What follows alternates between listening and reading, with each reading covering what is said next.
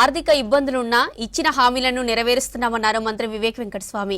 అధికారంలోకి వచ్చిన మొదటి నెల నుంచి హామీలు అమలు చేస్తూ వచ్చామన్నారు. సన్నబియ్యం ఇస్తామని ఎవ్వరూ ఊహించలేదన్నారు. సిద్దిపేట జిల్లా కేంద్రంలో కొత్త రేషన్ కార్డుల పంపిణీకి చీఫ్ గెస్ట్ గా హాజరయ్యారు మంత్రి.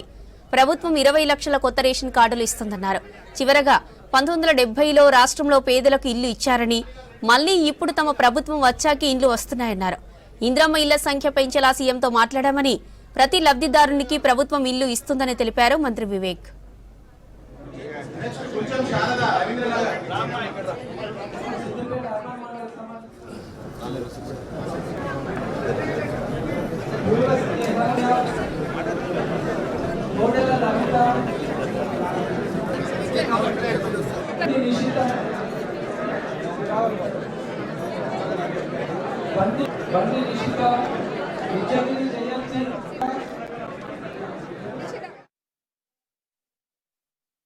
రాష్ట్ర ప్రభుత్వం ఏదైతే ఈ కార్యక్రమం ప్రజలకు ఉపయోగపడేలాగా తీసుకున్నారో ఇది సరిగా ఇంప్లిమెంట్ కావాలి.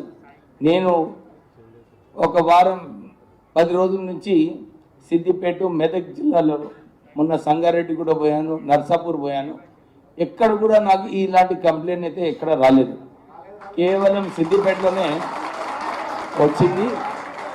మనం కూడా రాష్ట్ర ప్రభుత్వం ప్రజలకు మేలు చేయాలని చెప్పి ఈ సన్నబియ్యం కూడా సరిగా ఇవ్వాలి. సిద్దిపేట జిల్లాకు కూడా ఒక ఇంటిగ్రేటెడ్ స్కూల్ వస్తే బాగుంటుందని చెప్పి కూడా మాట్లాడడం జరిగింది. అంటే అన్ని రంగాలలో ప్రజలకు మేలు చేయాలి. వాళ్ళందరికీ కూడా ఏదైతే హామీలు ఇచ్చారో మొన్న ఎలక్షన్లో అది పూర్తిగా చేయాలని చెప్పి రాష్ట్ర ప్రభుత్వం ముందుకు వెళ్తుంది. అరే ఎందుకు ఇంత గడబడి చేసే అవసరం ఏముంది? ప్రజలకు, బీద ప్రజలకు ఎవరికైతే పైకప్పు లేదో వాళ్ళందరికీ కూడా ఒక మంచి అవకాశం ఈ ఇందిరమ్మ ఇల్లు రావడం. అందరూ కూడా కలిసి పాపం బీద ప్రజలకు ఇల్లు వస్తే చాలా మంచిది, అందరికీ మంచిది అది. సో మీరు రాజకీయం చేయకండి.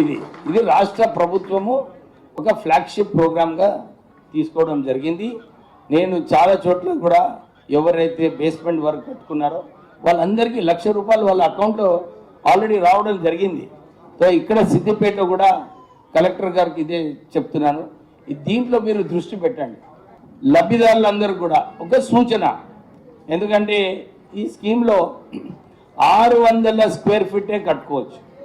600 స్క్వేర్ ఫీట్లు మీరు 10 స్క్వేర్ ఫీట్లు, 20 స్క్వేర్ ఫీట్లో ఎక్కువ కట్టుకోవాలనుకుంటే కంప్యూటర్ యాక్సెప్ట్ చేయదు.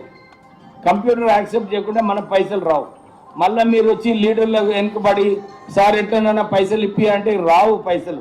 నేను నిజంగా చెప్తున్నా, అందరికి కూడా నాయకులకు చెప్తున్నా, లబ్ధిదారులకు చెప్తున్నా, పైసలు రావు. సో మీరు ఆ పరిధిలో ఏదైతే ఉందో 600 స్క్వేర్ ఫీట్ పరిధిలో ఉందో మీరు దాని ప్రకారంగా కట్టుకోండి, చాలా మంచిగా ఉంటుంది.